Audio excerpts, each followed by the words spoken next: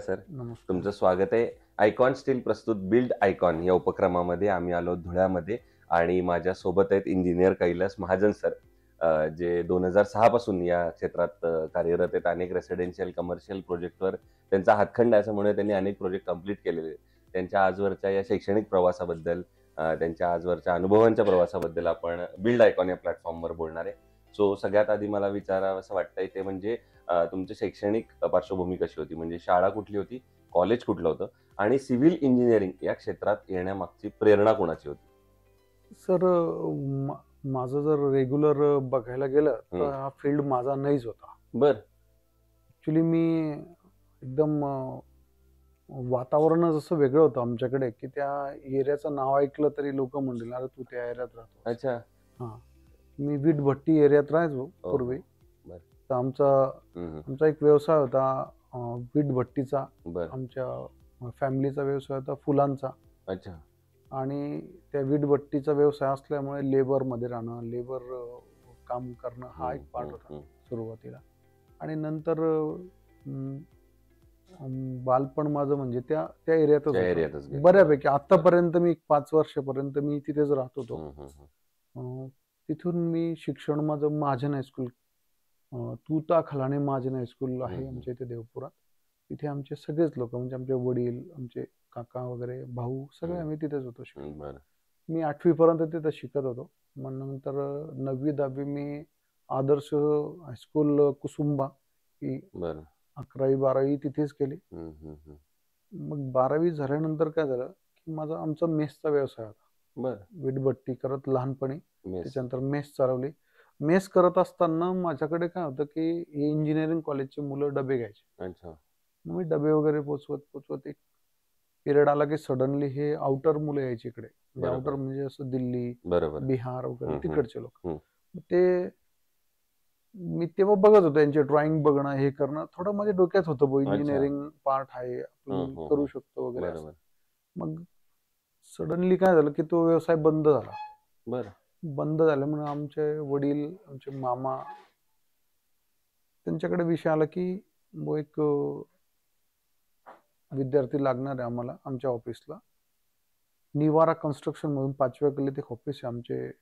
Hemanti C, Mahendra Vispute आणि अनुप गिंदोड्या. बरं. तर या तिघांकडे मला जॉब लागला. अच्छा. एक टेम्पररी हं, हं. यावं असं. माझ्या डोक्यात काहीच नाही, की मी काय करेल पुढे हं, जाऊन. हं. मग मी तिथे ऑफिस सांभाळण्यासाठी गेलो. हं. तिथून मग पहिले 6 महिने तर मी बसून होतो. मला माहितीच नाही काय काम आहे.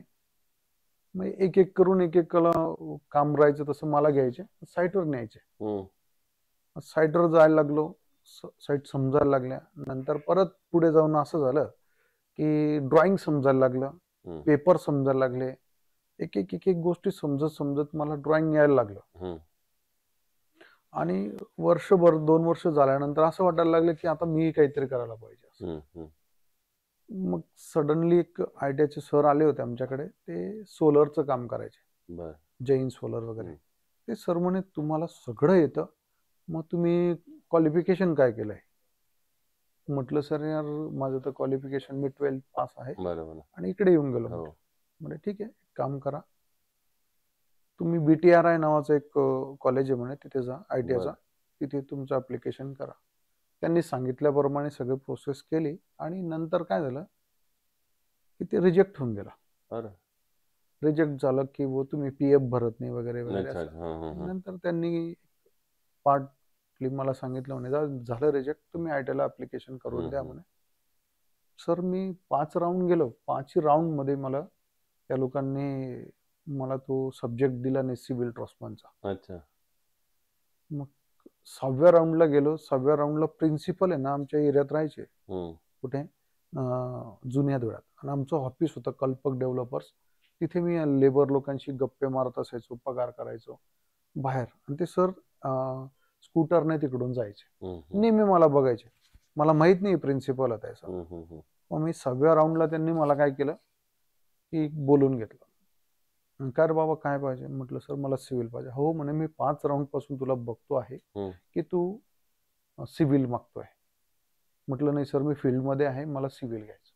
"ठीक आहे," म्हणे, "जा तू अमुक-अमुक गवांदे सर, के-के गवांदे, त्यांच्याकडे 50 रुपयाची रिसिप्ट भर म्हणे आणि तिथे जा. हम्म.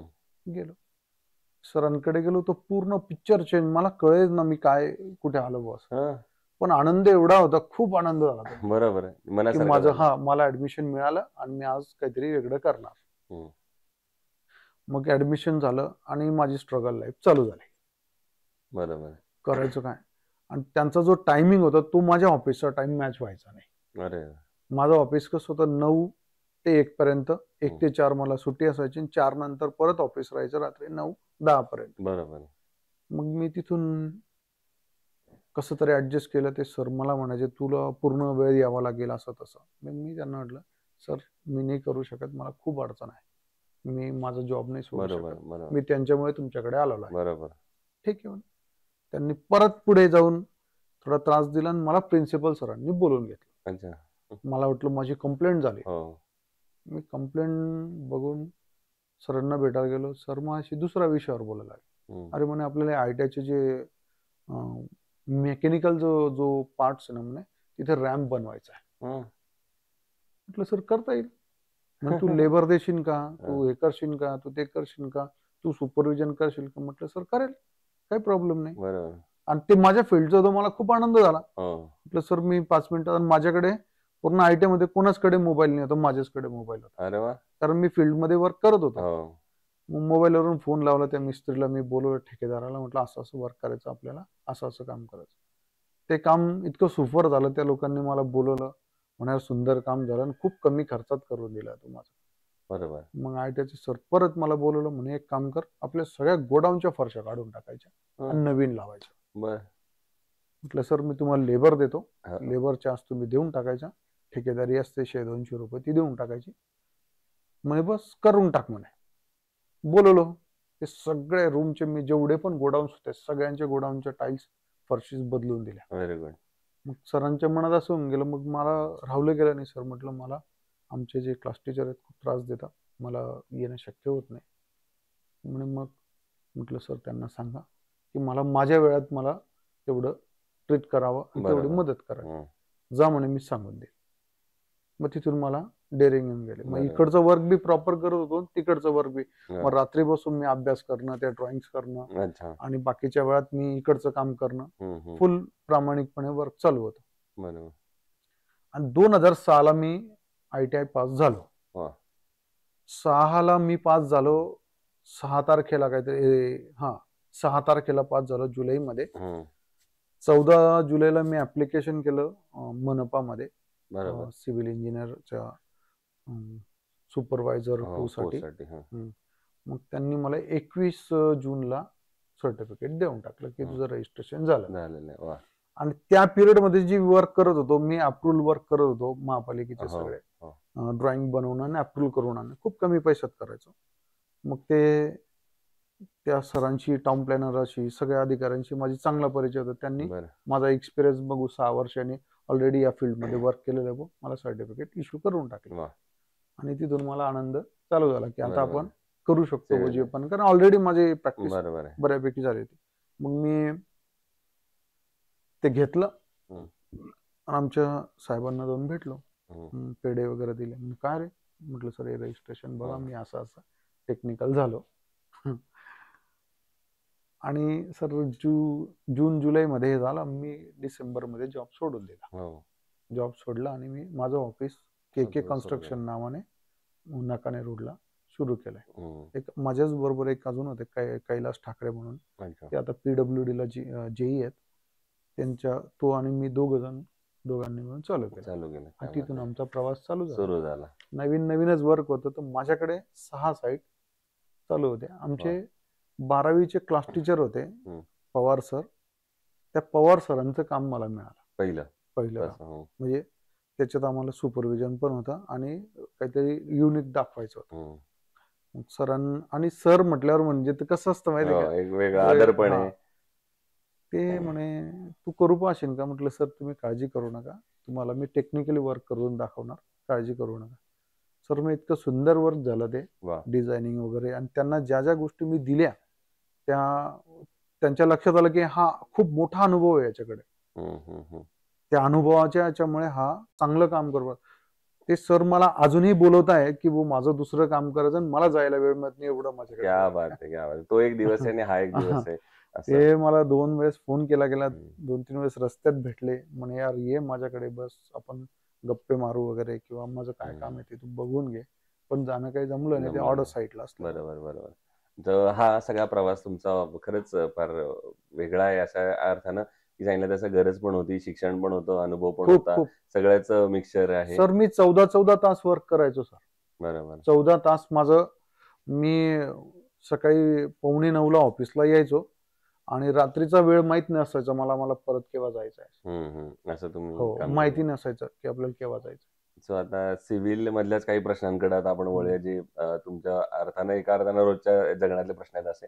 एक म्हणजे त्यातला पहिला मुद्दा आहे तो अकुशल कामगारांचा, की जो तुम्ही त्या लोकांबरोबर रोजच्या ह्याच्या डे टू डे मध्ये काम करत असता. मग अकुशल कामगारांकडून काम करून घेणं हे कितपत धोकादायक आहे तुम्हाला असं वाटतं, किंवा कसं तुम्ही ट्रीट सर करता? सर ते नॉन टेक्निकल पर्सन असतात, बरोबर. त्याच्यामुळे आम्हाला काय अडचण होती त्यांच्याकडनं, हम्म. हे त्यांना समजवणं, हो. आणि की त्यांना कळतच नाही मुळात आपण काय सांगतो आहोत. बरोबर. आणि मग ते काहीतरी त्यांचा तर्क लावून ते स्टील बांधणं किंवा हम्म. ते माल कालवणं वगैरे, या बऱ्याच गोष्टी त्यांना समजून समजून सांगावं लागतं, की बुवा बरोबर. तुम्ही असं नाही असं करा, असं नाही असं करा. आता ठीक ठीक आहे, आता पूर्वी काय होतं की ठेकेदार हा साईटवरच उभा राहायचा किंवा हम्म. तेवढा वेळ द्यायचा, किंवा ते लोक हुशार पण होते. हम्म. आताची परिस्थिती कशी आहे, ते नवीन पोरं जे आहेत ना, किंवा हम्म. नवीन जे लेबर आहेत ना, हम्म. त्यांना माहितीच नाही माल कसा कालवायचा, बरोबर. की त्यांना बऱ्याच गोष्टी कळत नाही. आणि तिथे खूप आमची गडबड गडबड होते. होते. बरोबर, बरोबर. हं. दुसरं, तुम्ही रेसिडेन्शियल प्रोजेक्टवर अनेक काम करता. प- तर मग तिथल्या बऱ्याचशा लोकांचं असं काय म्हणणं असतं, की माझं बजेट थोडं कमी आहे, हं, किंवा हं. इतक्याच बजेटमध्ये बसवून द्या.